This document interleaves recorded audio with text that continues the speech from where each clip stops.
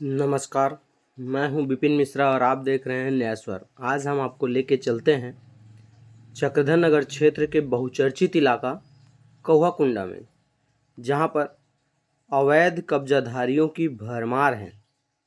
हम यहां पर यह बताना चाहते हैं कि इस गली से थोड़ा आगे जाएंगे तो मणिकंचन केंद्र है, लेकिन अब मणिकंचन केंद्र भी कब्जे में हो गया है। वहीं दूसरी तरफ बात करें तो यह पूरी सरकारी भूमि है। शासकीय भूमि पर कब्जाधारियों का दिनों दिन आतंक बढ़ता ही जा रहा है। यह मकान जो स्थित है, यहाँ पर नाला है नीचे में। इस नाले के ऊपर भी कब्जा किया जा चुका है।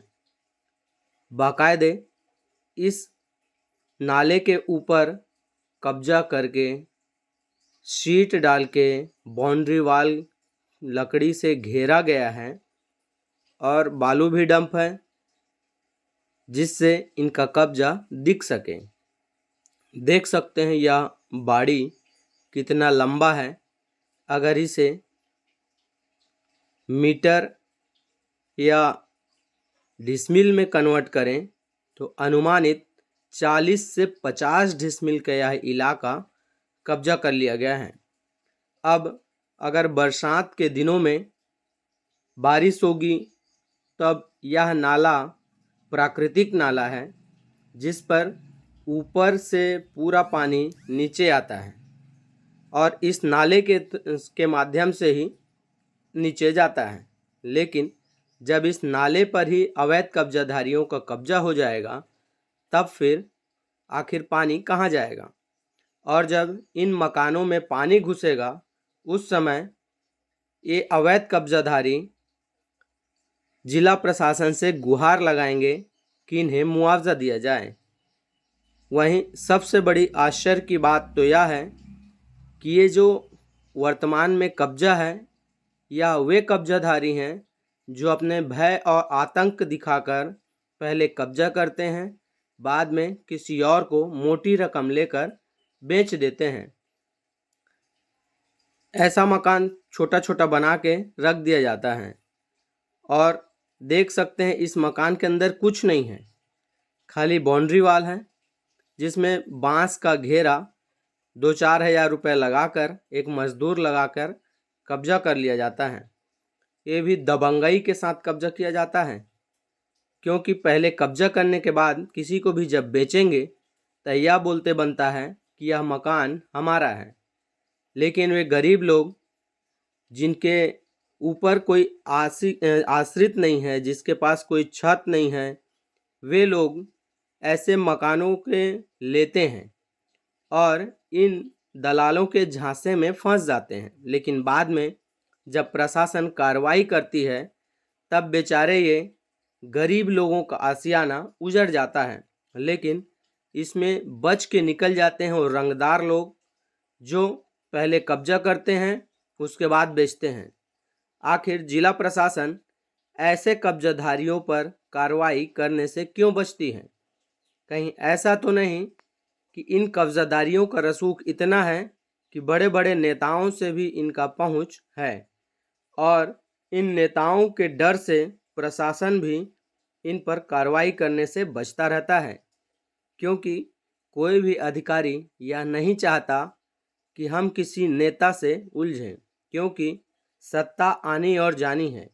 पता नहीं कब किसकी सरकार आ जाए और उसके अंतर्गत इन्हें काम करना पड़े।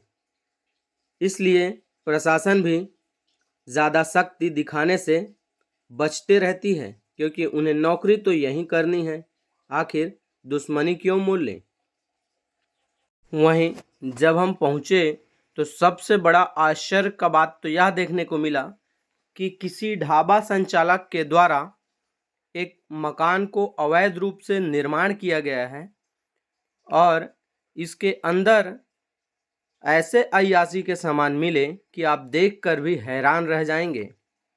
इस मकान में खिड़की तो था नहीं, बगल से दरवाज़ा था, लेकिन जब अंदर झांक कर देखें तो इसके अंदर शराब की बोतल व एक मोटरसाइकिल जिसमें कोई नंबर प्लेट नहीं था, वह बिस्तर व अनेक ऐसे आपत्तिजनक सामान प्राप्त हुए जो देख के शर्मिंदगी महसूस होती है। वहीं इस मकान के ठीक सामने अगर देखें तो कॉन्डम का खुला पैकेट गिरा दिखता है, जिससे एक बात तो साफ होती है कि इस मकान में कहीं न कहीं अय्याशी ज़रूर होती है, क्योंकि इस मकान में कोई भी परिवार अब तक ना तो निवासरत है, ना ही निवासरत रहने के लायक है, जिससे अंदाज़ा लगाया जा सकता है कि यह मकान अपने अय्याशी के लिए बनाया गया है और बाद में जब अय्याशी समाप्त हो जाएगी उसके बाद एक मोटी रकम लेकर इस मकान को किसी ऐसे व्यक्ति को सौंप दिया जाएगा जो ज़रूरतमंद हो और जिससे मोटी रकम मिल सके।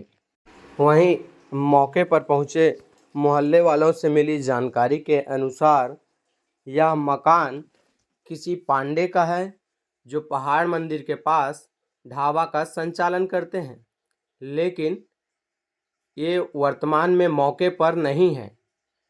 अब सवाल यह उठता है कि क्या ऐसी दबंगई दिखाकर शासकीय ज़मीन में कब्जा करना और कब्जे के बाद उस ज़मीन को किसी गरीब को बेचकर उसे फंसाना कहाँ तक जायज़ है।